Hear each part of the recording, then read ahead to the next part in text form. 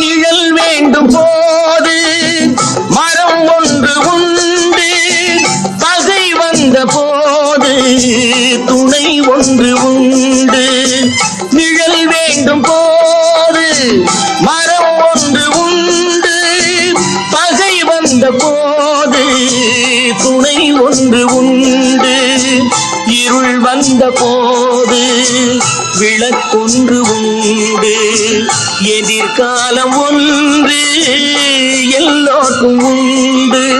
உண்மை என்பது என்றும் உள்ளது, தெய்வத்தின் மொழியாகும். நன்மை என்பது நாளை வருவது, நம்பிக்கை ஒளியாகும்.